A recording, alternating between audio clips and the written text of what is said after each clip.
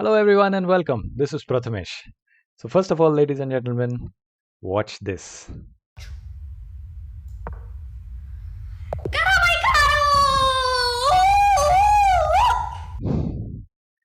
This is the reaction of FIDE master Faustino Oro, the Messi of chess, as he's called because he's from Argentina, when he beat Hikaru Nakamura in an online blitz game in the Arena Kings on chess.com.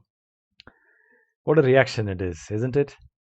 So, the question that came to my mind is, how did this 10-year-old kid beat Hikaru Nakamura? Yeah, I mean, even though it's a blitz game, Hikaru is a blitz master. He's speed chess king. He's one of the top players in the world in speed chess. So how did this 10-year-old kid beat him? What did he do? So I tried to find out, and let me present my findings to you with this game. So the game started with a Karokan. I'm not going into too many details, of course, as you know, it's a blitz game. So this is how it went. Hikaru chose a sideline of the Karokan with a modern type of G6, and here he readily accepted a weaker pawn structure. So technically, the position just looks slightly better for white, but after a little bit of maneuvering, Faustino doing the right things, just coordinating his pieces, developing his pieces, and then there was a little bit of maneuvering over here, and we reached a critical position on move 19.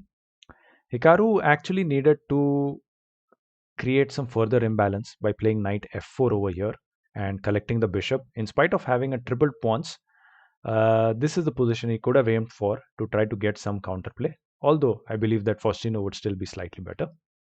But instead, Hikaru went for c5 over here. And instead of going back knight f8 passively, Hikaru decided that he could try to create some pressure since it's a blitz game. So he sacrificed a pawn. Faustino took the pawn and Hikaru played f5 and f4, and this is what he was aiming for, some counterplay with the help of these two open diagonals for the two bishops.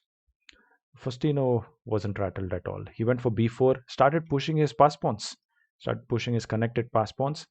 Hikaru trying hard to create some threats with those two diagonals, with those two bishops that he's got. But Faustino just calmly tried to refute all of them. Here Hikaru blundered. He actually underestimated the connected pass pawns by playing a5, trying to, trying to just undermine the pawns themselves. But Faustino was up to the mark. He played c6 and made full use of those connected pass pawns, the pawn that Hikaru had sacrificed. So Hikaru kind of realized over here that he is in big trouble and he decided to sacrifice a piece. He accepted that if it was a classical game, he might as well have resigned over here. But since it was blitz, he decided to try for some tricks. Yeah. But Faustino was not giving him an inch.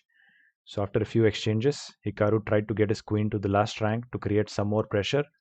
But Faustino, instead of getting rattled, instead of panicking, he went on the offensive himself. He played queen f6 and then bishop c4, getting his bishop ready not only for defense but also for attack once he pushes the pawn.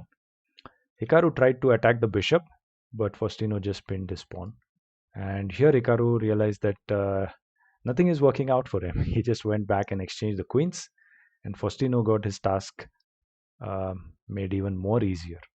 So he pushed his pass pawn, got his king out, being an endgame, got his king out into the game, and he was ready to push his pass pawn.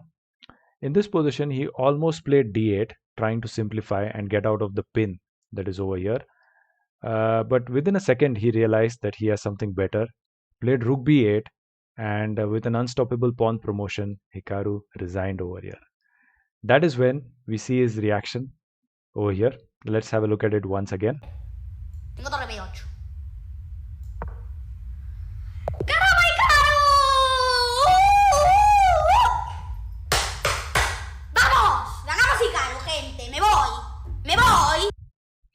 Vamos! How often do you see that after a game of chess, right? Of course, he's playing online, so he's not insulting his opponent in any way. He's not throwing his emotions on his opponent, and that's why he's justified in doing this.